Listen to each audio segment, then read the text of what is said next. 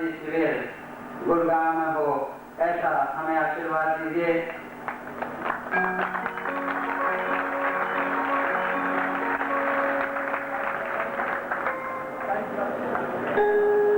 निखिल रथ जो निखिल ज्योति रथ जिसने पहले भारतवर्ष का भ्रमण किया था, इस वैदिक युग का, इस हमारे अंतर्राष्ट्रीय सिद्धाश्रम साधक परिवार का जो प्रचार प्रसार के लिए, और जो एक वो ज्योति जो कोई ऐसी साधारण ज्योति नहीं थी जिसने भारतवर्ष का जो भ्रमण करके किस तरह से एक चेतना लाई थी, और उसी का ये स्वरूप, उसी के माध्यम से जो ये स्वरूप आज सामने आया गुरुदेव, ये उसी का फल भी तो है। क्योंकि आज जो ये एक साधक बैठा है, ये एक नहीं कम से कम 5 हैं, और जो बाहर 5 रह गए जो इन्होंने सदस्य बनाए, उनके भी 5 हैं। तो आप देखिए ना गुरुदेव कि इन साधकों का किस तरह का उत्साह ये आपके द्वारा संचालित इस निखिल ज्योति रथ का ही चमत्कार है। वो निखिल रथ परसों 3 तारीख को गुरुधाम से हरियाणा में, हरियाणा की ऋषि भूमि में प्रस्थान करेगा। ये निखिल रथ, ये निखिल ज्योति पूरे हरियाणा की ऋषि भूमि को उसी तरह से प्रज्वलित करता रहेगा जिस तरह से वैदिक ऋचाओं को कहीं पिहोवा में रचा गया था, कहीं कुरुक्षेत्र के ब्रह्म सरोवर पर रचा गया था, कहीं गीता का उद्भव हुआ था, और कहीं वही ब्रह्म सरोवर से हमारा निखिल रथ, इस अंतर्राष्ट्रीय सिद्धाश्रम साधक परिवार का ये रथ इसी तरह से उस ब्रह्म सरोवर पर अपनी ज्योति को प्रज्वलित करेगा। ये अंतर्राष्ट्रीय सिद्धाश्रम साधक परिवार गुरुदेव कितना गरिमामय अपने आप को अनुभव करेगा। मैं इन्हीं शब्दों से चाहूंगा कि आप इस यात्रा को आशीर्वाद दें गुरुदेव, और यह आदेश दें कि हम हरियाणा के जितने साधक हैं वो सारे पूर्ण रूप से इस रथ के स्वागत में जुड़ जाएं, और इसमें जो प्रचार प्रसार की एक ऐसा पीड़ा उठा लें कि जो गुरु सारे हरियाणा को गुरुमय कर दें। ये निखिल रथ, इनके सभी स्टेशन बता दिए जाएंगे। मैं चाहूंगा कि हरियाणा के सभी साधक इस मीटिंग के बाद, इस शिविर के बाद 10 मिनट के लिए यहाँ एकत्रित हों, ताकि उस निखिल रथ की यात्रा का और ज्यादा गरिमामय बनाने का कार्यक्रम तय कर सकें। इन्हीं के बाद, इन्हीं शब्दों से मैं साधकों की ओर से गुरुदेव का हार्दिक अभिनंदन करता हूँ। सभी अंतर्राष्ट्रीय साधक परिवार की तरफ से गुरुदेव का हार्दिक अभिनंदन करते हैं, और सभी साधक गुरुदेव आपके चरणों में अपना स्नेह समर्पित करते हैं। आपका बहुत बहुत धन्यवाद कहते हैं। आज गुरुदेव जो आपने हमें ऋणी किया, आपने गुरुदेव सिद्धाश्रम के योगियों को हमारे लिए इतना हट किया है। वाकई गुरुदेव हम इसके पात्र नहीं भी हैं, तो आपने बना तो दिया ही गुरुदेव, क्योंकि आपकी दिव्य शक्ति इतनी तेज है कि कोई साधक उस दृष्टि से बच नहीं पाता है। तो मुझे तो कहीं लगता है गुरुदेव कि आपने इन साधकों में भी तो देखा है कि ये सिद्धाश्रम जाने के योग्य है। ये वाकई, और इन साधकों को गुरुदेव, इन शिष्यों को आपने ही सिद्धाश्रम ले जाने के योग्य बनाया है। गुरुदेव इनको पूर्णतः आशीर्वाद जो आज आपने दिया है, वाकई ये सिद्धाश्रम के उन योगियों से कहीं कम नहीं रहेंगे। आपकी गरिमा को ये कहीं कम नहीं होने देंगे।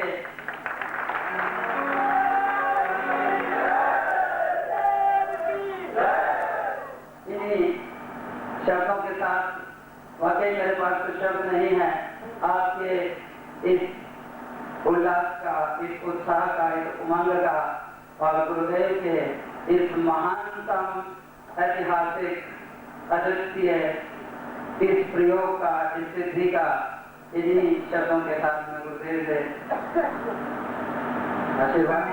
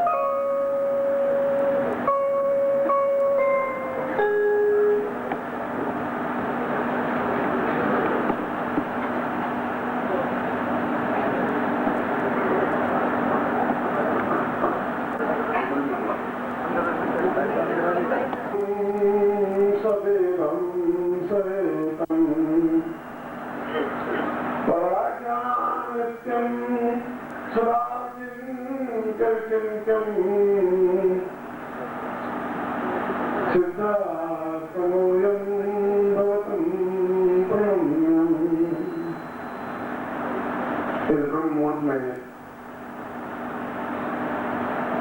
2-4 बातें आपको मुझे कहनी है। आजाद सिंह बहुत अच्छा बोल लेते हैं, मुझे पहले मालूम नहीं था कि मंच पर भी इतना अच्छा बोल सकते हैं। बहुत अच्छा बोलते हैं। और थोड़े ही समय से, भौतिक देह से तो थोड़े ही समय से जुड़े हैं, यह तो जरूर कई वर्षों से जुड़े होंगे। जब इतने नजदीक आ सके, उनकी पत्नी भी, उनके बालक भी, वे खुद भी दिन रात एक ही चिंतन उनका रहता है कि किस प्रकार से वैदिक सभ्यता, वैदिक युग को वापस धरती पर लाया जाए और कोई ऐसी स्थान, कोई ऐसा जगह बन सके जहाँ आने वाली पीढ़ियां एहसास कर सकें कि आपका जो स्वप्न है, आपका जो चिंतन है, वह धरती पर साकार हो सके। और मुझे उम्मीद है कि ये सब कार्य देर से ही सही वह संपन्न अवश्य होते हैं और उस कार्य को जल्दी ही संपन्न किया जाएगा, ऐसा मुझे विश्वास है, ऐसा मुझे भरोसा है।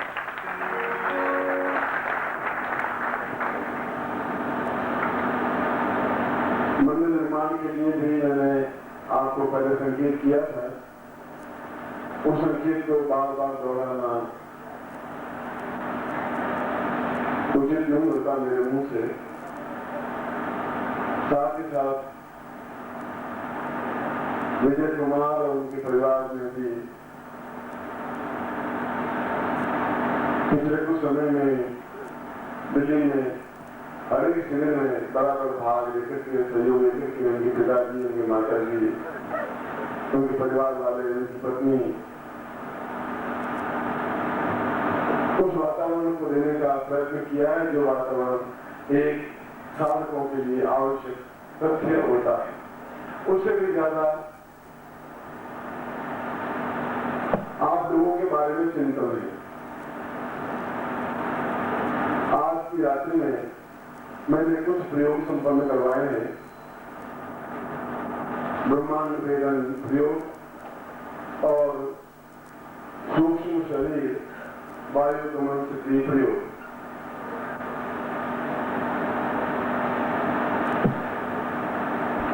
और मैंने ये बताया था कि मैं वापिस उन शब्दों को दोहरा रहा हूं कि मैंने बताया था कि कुछ ही समय में आपको इसका एहसास होगा।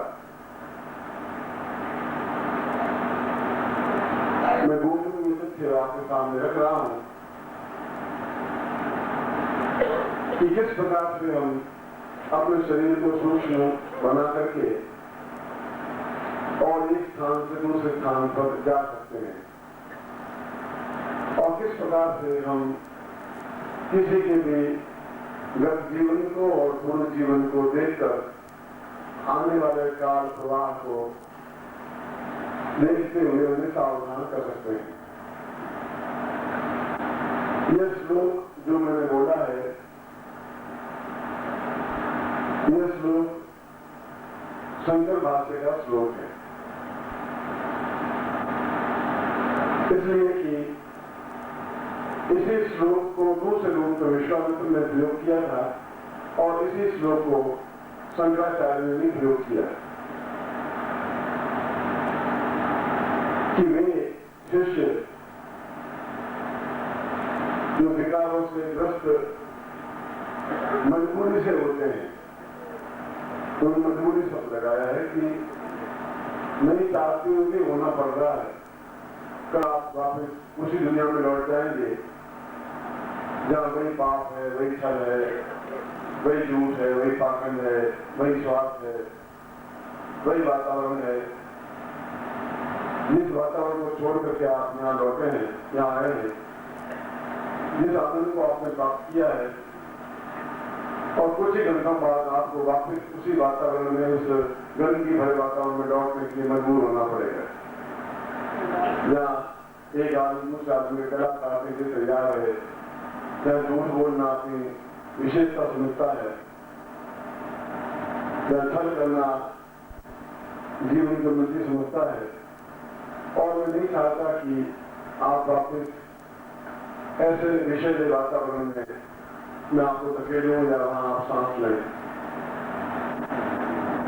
मगर यह आपकी मजबूरी है कि इस आनंद परीक्षणों में इतने उच्च कोटि की दीक्षाओं के बाद भी आपको उसी संसार में ना पड़ रहा है जब संसार और छोड़ के आप में आए।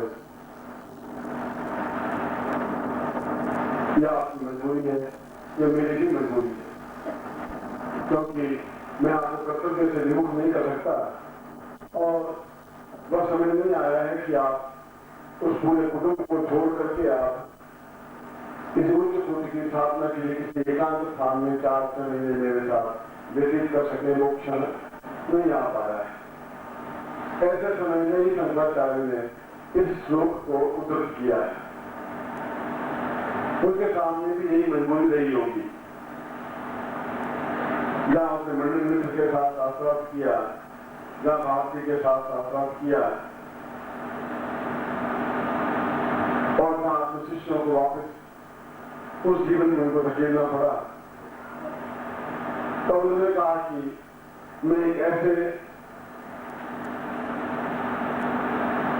परामान्य को या एक ऐसे मान्य का निर्माण कर दूंगा जो हर क्षण उस विषय वातावरण में भी अपने आप में वे विशुद्ध इस ज्ञान के दीपक को निरंतर प्रज्वलित करते रहे, अपने अंदर चेतना युक्त बनाते रहे। बाहर से आप अपने कितना ही हो मगर अंदर पर लौ बराबर लगी रहे और आप उस क्षण को कुछ मिनटों में, कुछ मिनटों में, कुछ सेकंडों में आप देख सकें और जो कुछ साधना करवाएंगे आप अगले घंटे 2 घंटे में आप उसका अनुभव कर सकें। ये शंकराचार्य श्लोक में बताया है अपने शिष्यों को, और ऐसे वातावरण में मैं उसी श्लोक को आपके सामने उद्धृत कर रहा हूं। क्या करें ऐसे स्थिति में? और शंकराचार्य ने उस प्रकार की माला का निर्माण किया कि जो माला उसके हृदय को बराबर स्पर्श करती रहे और वह उस वातावरण से काटती हुई इस वातावरण में उसको बराबर निर्माण करती रहे, उसके खड़ा रख सके। और कोई चारा शंकराचार्य के पास नहीं था और कोई चारा विश्वामित्र के पास भी नहीं था। विश्वामित्र ने कहा, राम तुम्हें मुझे वापस उस दुनिया में धकेलना पड़ रहा है जहां रावण है, खरदूषण है, विभीषण है, मेघनाथ है, कुंभकर्ण है, और उन लोगों से तुम्हें सावधान लेना पड़ेगा उस तारका से और उन राक्षसों से। मगर मैं उस माले को तुम्हें दे रहा हूं जिसको राजयोग माला कहते हैं, जिसको परामाला कहते हैं, और वो माला निरंतर तुम्हारे हृदय में इस ज्ञान को मुझसे संपर्क बराबर रखेगी। हर क्षण मैं तुम्हारे पास रहूंगा और हर क्षण जो विद्या मैंने दी है उस विद्या को क्षण भी तुम्हें अलग नहीं कर पाएगी और निरंतर को मनुष्य करते हुए उन दोनों स्थानों को वायुदेव गमन सिद्धि को भी और ब्रह्मांड वेदन क्रिया को भी जिस क्षण चाहे संपन्न सफल कर सकेंगे। और उस माला के माध्यम से आप दोष के जीवन को, अपने जीवन को, अपने पूर्व जीवन को, अपने वर्तमान जीवन को, सामने वाले के जीवन को और जिन लोगों को भी जानना चाहें उस जीवन में सूक्ष्म शरीर में जाकर के आप इस ज्ञान को सिद्ध कर सकें। वही माला विश्वामित्र ने राम को दी। यदि आपने वाल्मीकि रामायण को पढ़ा है, रामचरितमानस तो आपको 300 साल पहले लिखा गया और उनके के जमाने में, अकबर के जमाने में। और ये शंकराचार्य ने उन शिष्यों के उस मजबूरी को कि जिनको वापिस धकेलना पड़ रहा है, मगर कैसे उस विषय वातावरण से उसको अलग कर सके, क्या कवच पहनाया जाए, ऐसा क्या पहनाया जाए जीवन से मिल करके रहे, वो संसार में रहे भी और अपने आप को निर्भर करते हुए भी ऊंचाई पर उठ सके। उसके लिए परासिद्धि साधना या राजयोग सिद्धि साधना जो मैंने संपन्न करवाई है उसको बराबर चेतना युक्त बनाए रख सके इस विषय वातावरण में। विषय इसलिए कि वही लोग हैं, वही झूठ है, वही कपट है, वही आलोचना है, वही प्रत्यालोचना है। कैसे मैं आपको उच्चारण कर सकूं? और जब आगे आप मिले आज से महीने बाद या 2 महीने बाद, तो उसके आगे का रास्ता फिर मैं आपको कैसे गंतव्य पर कर सकूं? क्योंकि फिर वापस आपको लौटना पड़ेगा। पड़ जाएगा 10 मिनट दूर जहाँ मैं खैर करके आपको इस जगह लाके खड़ा किया है, उसके लिए वही माला आपके उपयोगी रह सकेगी जहाँ 24 घंटे सोते समय भी और जागते समय भी उस माला को उस कपड़ों के नीचे बराबर पहले रख सकेंगे, जिसकी वजह से आपकी रक्षा हो सकेगी और आने वाले लोगों को आप निरंतर सफलता की अग्रसर कर सकेंगे और आप उन सिद्धियों को प्राप्त कर सकेंगे जो आज रात्रि को मैंने आपको दी है, वह माला आपको प्राप्त हो सकेगी और वही माला आपके लिए मैंने निर्मित की है। ये आपके लिए सौभाग्य है, ये आपके लिए उससे कोई स्थिति है।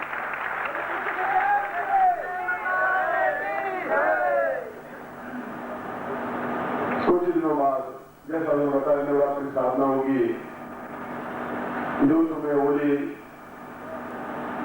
आप लोगों के साथ मनाई जाएगी, जन्मोत्सव मनाया जाएगा और साथ ही साथ पूरे भारतवर्ष में सैकड़ों शिष्य प्रत्येक महीने साधना करने के लिए रत हैं और उन साधनों के माध्यम से उनमें चेतना प्राप्त हो रही है। मुझे विश्वास होने लगा है कि मैंने जो बीज बोए थे पौधे बनने लगे हैं, पेड़ बनने लगे हैं, उनमें विचलन नहीं आ पाई है। मैंने जो खून से उस पौधों को सींचा है, वे पौधे आज लय लहाने लगे हैं, हरियाली खाने लगी है और आज मेरे ओठों पर एक विषाद की जगह प्रसन्नता का आह्लाद, एक खुशी है, एक चिंतन है कि आप लोगों को मैंने परिश्रम किया वो व्यर्थ नहीं गया और बेकार नहीं गया। मेरी आवाज पर आपने दौड़ करके आए और उस ज्ञान को प्राप्त किया, ये मेरे लिए खुशी की बात है।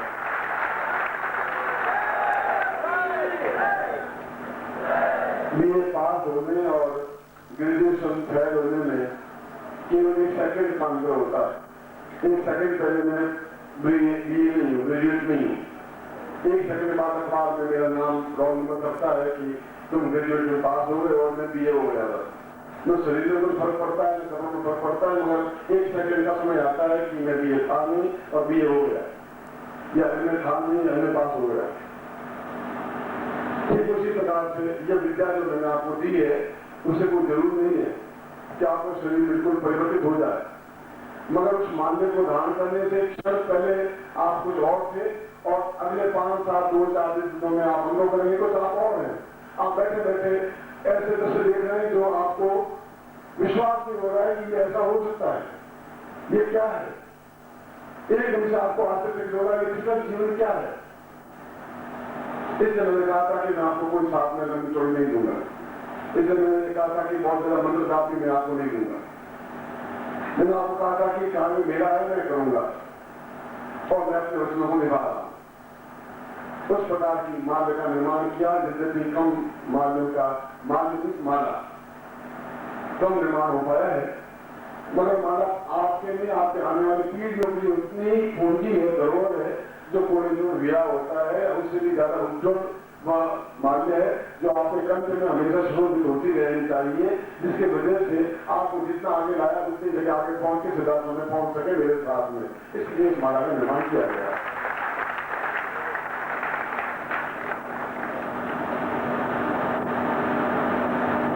मैं आप लोगों को और सारी जो धन्यवाद देना ज्यादा उचित नहीं समझता हूं, एक गुरु के नाते, मगर पिता के नाते मैं आप लोगों से प्यार करता हूं, बहुत ज्यादा प्यार करता हूं। इतना अधिक प्यार करता हूं कि यदि मेरे शरीर की खून की एक बूंद भी आपके शरीर में समा जाए तभी मैं मुंह से उठ नहीं करूंगा, बिल्कुल आपके साथ रहूंगा। ये ज्ञान तो बहुत छोटा है, आने वाले समय में मैं आपको दीपक नहीं सूर्य के समान तेजस्वी बनाना चाहता हूं कि सारे पक्ष प्रशासन में काबू कर सके, ऐसा काम करना चाहता हूं। उस वजह से नाते के सामने खड़ा हुआ हूं।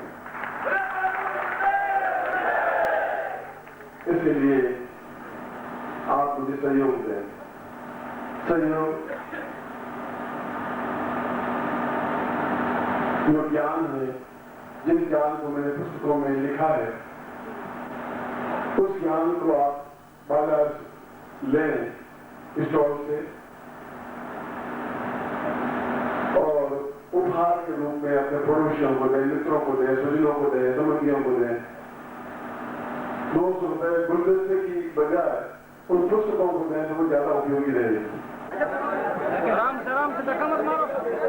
पंक्तिबद्ध होके चरण स्पर्श करिए। बिल्कुल हड़बड़ाहट नहीं होनी। एक दिन का शिविर 17 तारीख को, लेडीज से इधर आ जाओ, लेडीज से एक साइड 17 जनवरी को सभी साधकों को सूचित किया जाता है कि भोपाल में 17 जनवरी को शिविर है। सभी साधकों को गुरुदेव की तरफ से आदेश है कि वहां मिलें जरूर, पहुंचे जरूर।